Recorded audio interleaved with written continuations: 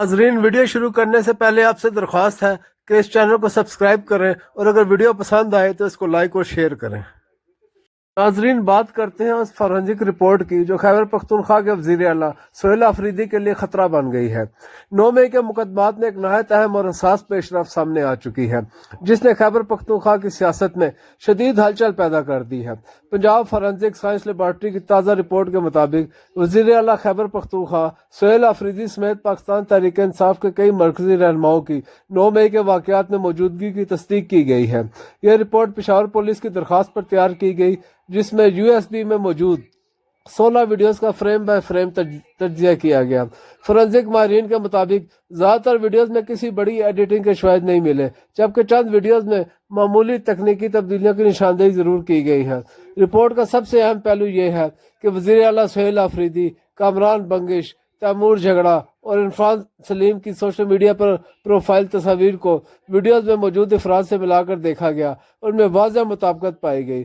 سہیل آفریدی اور عرفان سلیم کے حوالے سے یہ بھی کہا گیا ہے کہ 2 ویڈیوز میں ویڈیو کلپ جوڑنے کے آثار ضرور ملے ہیں، تاہم چہروں کی شناخت کو درست قرار دیا گیا ہے۔ یہ رپورٹ ریڈیو پاکستان حملہ کیس کے تناظر میں انسداد دہشت گردی عدالت میں پیش کی گئی ہے اور قانونی ماہرین کے مطابق اگر عدالت اس فورنزک شواہد کو قابل اعتماد مان لیتی ہے تو وزیر اعلیٰ خیبر پختونخوا کے خلاف فرد جرم ممکنہ سزا اور بالآخر نااہلی کا خطرہ بھی پیدا ہو سکتا ہے۔ اسی لیے سیاسی حلقوں میں کہا جا رہا ہے کہ سہیل آفریدی کے سر پر اس وقت ایک تلوار لٹک رہی ہے۔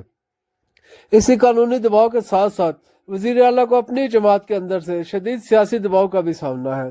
ذرائع کے مطابق علیمہ خان اور پاکستان تحریک انصاف کے دیگر سخت گیر رہنما سہیل آفریدی پر زور دے رہے ہیں کہ وہ مفاہمت کے بجائے جارحانہ اور احتجاجی سیاست کا راستہ اختیار کریں۔ پارٹی کے اندر یہ موقف زور پکڑ رہا ہے کہ خیبر پختونخوا سے اسلام آباد کی جانب لانگ مارچ یا طاقت کا بھرپور مظاہرہ کر کے وفاقی حکومت اور اسٹیبلشمنٹ پر دباؤ ڈالا جائے۔ بعض حلقوں کا یہ بھی دعویٰ ہے کہ اس مقصد کے لیے صوبائی حکومت کے وسائل استعمال کرنے کی حکمت عملی پر غور ہو رہا ہے، لیکن سیاسی تجزیہ کاروں کے مطابق یہ راستہ وزیر اعلیٰ کے لیے مزید خطرات پیدا کر سکتا ہے۔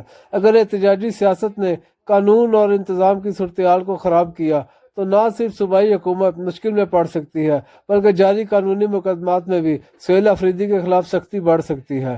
دوسری جانب وزیر اعلیٰ کے قریبی حلقوں میں یہ رائے پائی جاتی ہے کہ موجودہ حالات میں ٹکراؤ کے بجائے تحمل اور نرم پالیسی اختیار کرنا زیادہ محفوظ راستہ ہو سکتا ہے۔ قانون کی عملداری کو یقینی بنانا، کسی بھی قسم کے تصادم سے گریز اور عدالتوں میں مضبوط قانونی دفاع پر توجہ دینا شاید ان کی حکومت اور سیاسی مستقبل کو بچانے کا واحد راستہ ہو۔ یوں سہیل آفریدی اس وقت ایک کڑے امتحان سے گزر رہے ہیں۔ ایک طرف پارٹی کے سخت گیر عناصر اور علیمہ خان کا دباؤ ہے جو انہیں سڑکوں پر آنے پر مجبور کرنا چاہتے ہیں، اور دوسری طرف قانونی حقائق ہیں جو کسی بھی غلط قدم کی صورت میں ان کے لیے سنگین نتائج لا سکتے ہیں۔ آنے والے دنوں میں یہ واضح ہو جائے گا کہ وزیر اعلیٰ خیبر پختونخوا تصادم اور احتجاج کی سیاست کو ترجیح دیتے ہیں یا حالات کو سنبھالنے کے لیے ایک محتاط اور مفاہمتی راستہ اختیار کرتے ہیں۔ ان کا یہ فیصلہ نہ صرف خیبر پختونخوا بلکہ ملکی سیاست کے مستقبل پر بھی گہرے اثرات مرتب کر سکتا ہے۔ ناظرین، پاکستان تحریک انصاف نے کراچی کے باغ جناح میں اپنا عوامی جلسہ منعقد کیا جس میں کارکنان نے شرکت کر کے اپنے قائد رہنما عمران خان سے یکجہتی کا اظہار کیا۔ جلسے کے دوران نعرے بازی، پارٹی پرچم اور جذباتی تقاریر کے ذریعے سیاسی جوش دکھانے کی کوشش کی گئی۔ PTI قیادت نے اس اجتماع کو ایک بڑی سیاسی کامیابی قرار دیا اور دعویٰ کیا کہ کراچی نے ایک بار پھر پارٹی کے حق میں بھرپور پیغام دیا ہے۔ تاہم جلسے کی اصل حاضری کے حوالے سے مختلف آراء سامنے آ رہی ہیں۔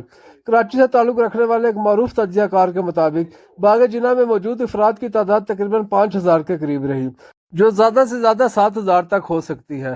تجزیہ کار کے بقول کراچی جیسے بڑے شہر کے لیے یہ تعداد خاصی مایوس کن سمجھی جا رہی ہے۔ سوشل میڈیا پر بھی مختلف ویڈیوز گردش کر رہی ہیں جن میں کئی مجمع بڑا دکھائی دیتا ہے تو کئی خالی جگہ نمایاں نظر آتی ہیں۔ ناقدین کا کہنا ہے کہ جلسے کو سوشل میڈیا کے ذریعے بڑا بنا کر پیش کیا گیا جبکہ زمینی حقیقت پارٹی داؤں سے مختلف ہے۔ یوں یہ جلسہ ایک بار پھر سیاسی طاقت کے مظاہرے سے زیادہ بیانیے کی جنگ بن گیا ہے جہاں فیصلہ عوام نہیں بلکہ آنے والے دنوں کی سیاست کرے گی۔ ناظرین، آپ بات کرتے ہیں امریکہ اور یورپ کے درمیان بڑھتی ہوئی سیاسی کشیدگی کی۔ یورپ کے دارالحکومتوں میں پچھلے کئی مہینوں سے ایک خاموش مگر گہری تشویش موجود تھی، مگر اب یہ تشویش ایک کھلے بحران میں بدل چکی ہے۔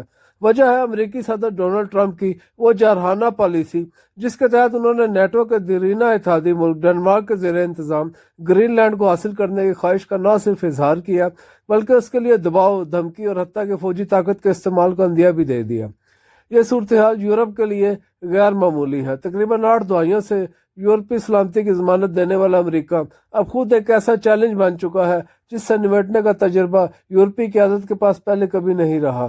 یہ بحران ایسے وقت میں سامنے آیا ہے جب امریکہ کی جانب سے وینزویلا کے صدر نکولس مادورو کو گرفتاری یا مبینہ اغوا جیسی کارروائی نے بھی یورپی رہنماؤں کو سوچنے پر مجبور کر دیا ہے کہ ٹرمپ انتظامیہ کی یک طرفہ اور غیر متوقع پالیسیوں کا اب نظر انداز نہیں کیا جا سکتا۔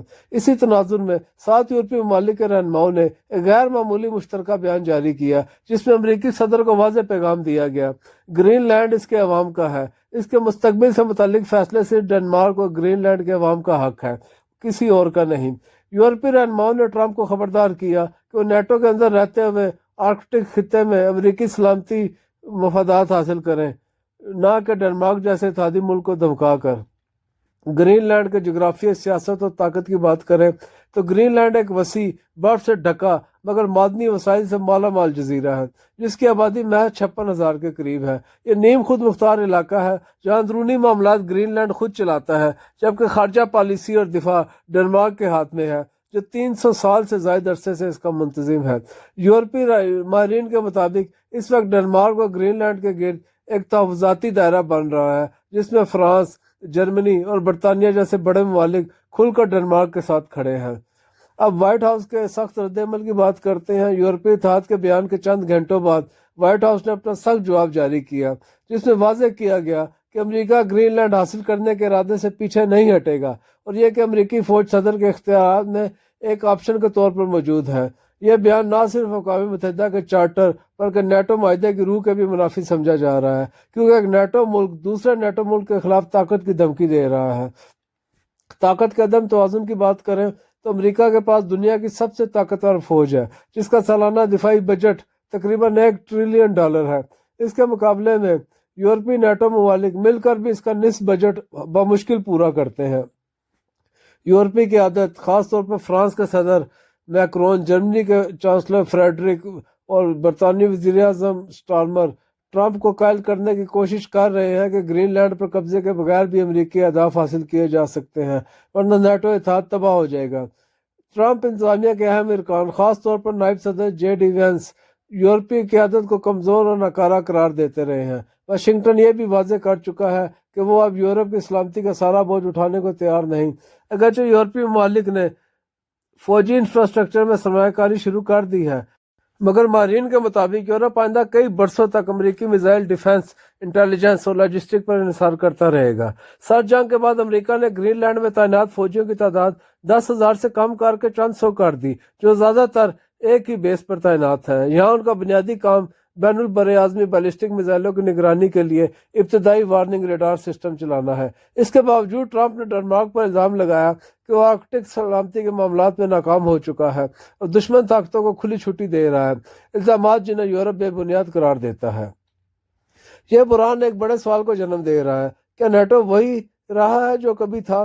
جرمنی اور دیگر یورپی ممالک میں اب سنجیدگی سے اس بات پر بحث ہو رہی ہے کہ آیا یورپ کو امریکہ سے آزاد ہو کر اپنی ایٹمی دفاعی صلاحیت پیدا کرنی چاہیے۔ فرانس اور برطانیہ پہلی ایٹمی طاقتیں ہیں، مگر روس کو روکنے کے لیے ان کا اسلحہ ناکافی سمجھا جاتا ہے۔